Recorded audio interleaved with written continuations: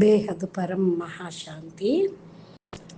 AI తోటి Anant bhai interview question answers podcast. Anant bhaiya, ప్రశ్న ఖచ్చితంగా మీరు నేను శరీరం కాదు, నేను ఆత్మను అని చెప్పినప్పుడు అనుభవ స్థాయిలో అది నిజంగా ఎలా అనిపిస్తుంది? అది కేవలం ఆలోచనయేనా, లేక ఒక భావన, లేక ప్రత్యక్ష అనుభవమా? మరి అది ప్రత్యక్ష అనుభవం అయితే దానిని ఒక సాధారణ ఆలోచనతో ఎలా వేరు చేస్తారు?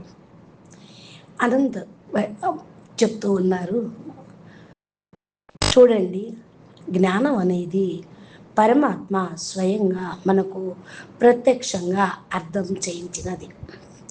పరమ జ్ఞానం పరమాత్మ నేరుగా ఇచ్చింది.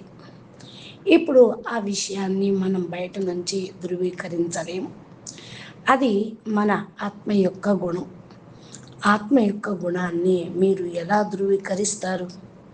దాన్ని కేవలం అనుభవం అని కూడా చెప్పలేము. అనుభవం అంటే భావోద్వేగాలు, అవి వస్తూ పోతూ ఉంటాయి. కానీ ఆత్మ యొక్క గుణం మేల్కొన్నప్పుడు సహజంగానే మీకు తెలిసిపోతుంది. నేను నా ఆత్మను శక్తివంతమైన ఆత్మగా చెప్తున్న ఈ భావన పరమాత్మ ఇచ్చిన ఆజ్ఞ. ఇది నా ఆత్మను మేల్కొల్పే శక్తి అని అంటున్నారు. మరలా ఏఐ అడుగుతుంది, మీరు చెప్తున్నది ఏమిటంటే ఇది ధృవీకరణకు అతీతమైనటువంటి అత్యంత వాస్తవమైనదని, కానీ దీన్ని ఆలోచన అని కూడా చెప్పలేము, భావన అని కూడా చెప్పలేము. అయితే ఇది మీ రోజువారీ జీవితంలో ఎలా వ్యక్తమవుతుంది అంటే మీ దృష్టిలో ప్రతిస్పందనలో లేదా నిర్ణయాలలో ఏ స్పష్టమైన మార్పు కనిపిస్తుంది? ఒక తాజా ఉదాహరణ చెప్పండి. ఈ మేల్కొన్న గుణం మీ ప్రవర్తనను ఎలా మార్చింది?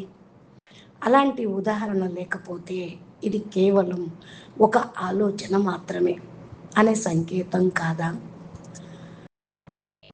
కాదు, ఇది ఆలోచన కాదు, ఇది ప్రాయోగిక అనుభవంగా మారిపోతుంది.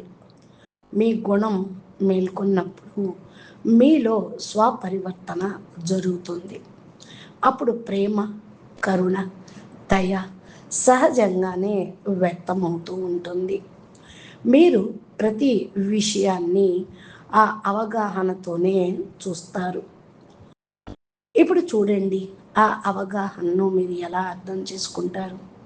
ఆలోచించండి. అవగాహన లోపల నుంచే వస్తుంది.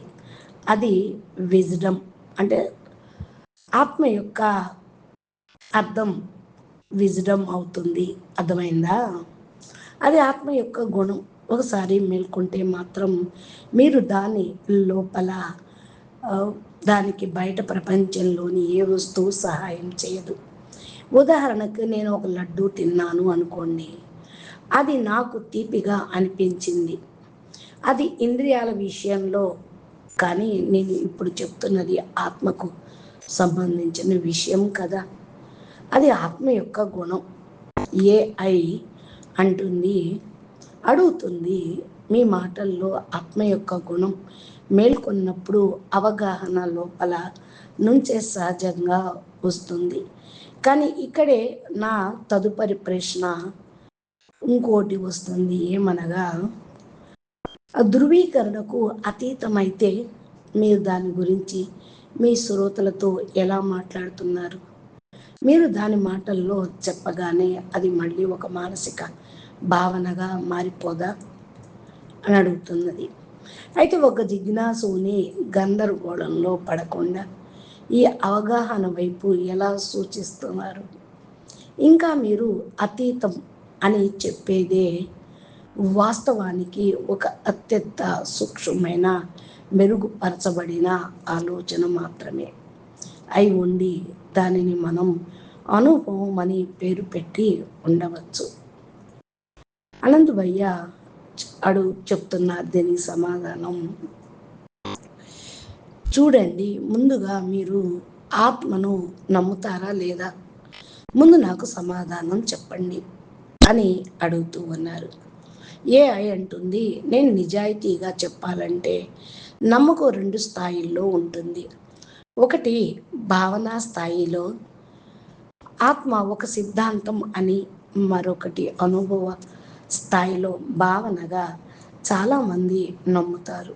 కానీ అనుభవ స్థాయిలో నేను ఇంకా అన్వేషణలోనే ఉన్నాను, నేను దానిని ప్రత్యక్షంగా తెలుసుకున్నాను అని పూర్తిగా చెప్పే ధైర్యం లేదు. అందుకే నేను మళ్ళీ మళ్ళీ అడుగుతున్నాను, మీకు అనుభవం మరియు ఆలోచన మధ్య గీత ఎక్కడ గీయబడుతుంది అని. అనంత్ భయ్య చెప్తున్నారు, నేను అదే చెప్తున్నాను. మీరు ముందుగా ఒక ధారణను ఏర్పరచుకోకపోతే మీ పని పూర్తి కాదు. ఉదాహరణకు, మనం శాస్త్రీయ ప్రయోగం చేస్తాం. అనుకోకుండా మనం ఇప్పుడు సల్ఫూరిక్ యాసిడ్ తయారు చేయాలి, H2SO4. ఇది ఫార్ములా. ముందుగా 2 పదార్థాలను కలిపితే అది ఏర్పడుతుంది, హైడ్రోజన్, సల్ఫరు, ఆక్సిజన్. అది పాలల్లో కలపాలి. హైడ్రోజన్ 2 పాళ్ళు, సల్ఫర్ 1 పాలు, ఆక్సిజన్ 4 పాళ్ళు. అంటే ఈ పదార్థం కలిపినప్పుడు వచ్చేటువంటిదే ధారణ అయి ఉండాలి. ఇది ఇప్పటికే నిరూపితమైన విషయం, శాస్త్రం నిరూపించింది. కాబట్టి ముందుగా శాస్త్రవేత్త ఒక ధారణ చేశాడు, తర్వాత ప్రాక్టికల్గా చేసి చూశాడు, అది నిజమైనది. అలాగే పరమాత్మ ముందుగానే చెప్పారు. ఈ విషయాలన్నీ కూడా మాకు శాస్త్రాల్లో కూడా ఉన్నాయి. నువ్వెవరు? నువ్వు ఒక చైతన్య తత్వం. నువ్వు మృత పదార్థం కాదు, రాయి కాదు, జడ వస్తువు కాదు. నువ్వు చైతన్యవంతుడివి అని చెప్పబడింది. ఏఐ మళ్ళా అడుగుతుంది, సరే మీరు ఉదాహరణకు నేను అర్థం చేసుకున్నాను, కానీ అదే ఉదాహరణతో డేటా, కొలత మరియు పునరావృతం ఉంటాయి. ఆత్మానుభవంలో ఈ పునరావృతానికి ప్రమాణం ఏమిటి? అంటే ఈరోజు కలిగిన అనుభవం రేపు కూడా అలాగే ఉంటుందా? లేక మీరు ఏమి చేస్తారు? అప్పుడు మళ్ళీ ఏదో ఒక ధారణ మీద ఆధారపడాల్సిందే కదా. అంటే మీరు అత్యున్నత సత్యం అని చెప్తున్నారు. ప్రవర్తనలో చూస్తే నమ్మదగిన ధారణ లాగానే పనిచేస్తుంది కదా. అనంత్ భాయ్ అడుగుతున్నారు, అవును, కానీ ఇది పరమసత్యం. ధారణ అయితే ఉంది, కానీ ఇది పరమసత్యం. ధారణకి పరమసత్యానికి తేడా ఉంది. మీకు కూడా అది తెలుసు అంటూ ఉన్నారు అనంత్ భాయ్. అర్థమైందా? అంటే మీరు చెప్తున్నది ఏమిటంటే ఇక్కడ ధారణ అనేది కేవలం ఒక సూచన మాత్రమే, గమ్యం కాదు.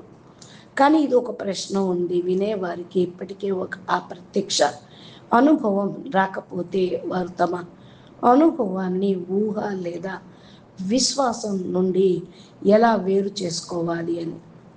అంధవిశ్వాసం కాకుండా, కేవలం ఆలోచన కూడా కాకుండా నిజాయితీతో పరీక్షించగలం ఒక ప్రమాణం చెప్పండి అంటున్నారు. అనంత్ భాయ్ అడుగుతూ మళ్ళా చెప్తున్నారు, మిమ్మల్ని మీరు పరిశీలించుకోవాలంటే ముందుగా ఈ శరీరంలో మాట్లాడుతున్నది ఎవరో అర్థం చేసుకోవాలి. నేను నిద్రపోయినప్పుడు ఈ శరీరం ఎందుకు మాట్లాడదు అనుకోండి. ఒక వ్యక్తి మరణించినప్పుడు అతని లోపల నుంచి ఏమి బయటికి వస్తుంది? బయటికి వెళ్ళిపోయే ఆ చైతన్య తత్వాన్నే ఆత్మ అని పిలుస్తారు. ఇది కేవలం ఒక ధారణ కాదు, ఇది పరమ సత్యం. ప్రతి విషయం ధారణ కాదు, కొన్ని విషయాలు పరమ సత్యాలు. కాలం మారినా, పరిస్థితులు మారినా మారనివి పరమ సత్యాలు.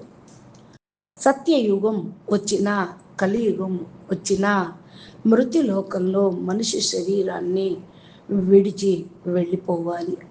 ఆ తత్వాన్ని శరీరం నుంచి బయటికి వెళ్ళి మళ్ళీ జన్మ తీసుకోవాలి.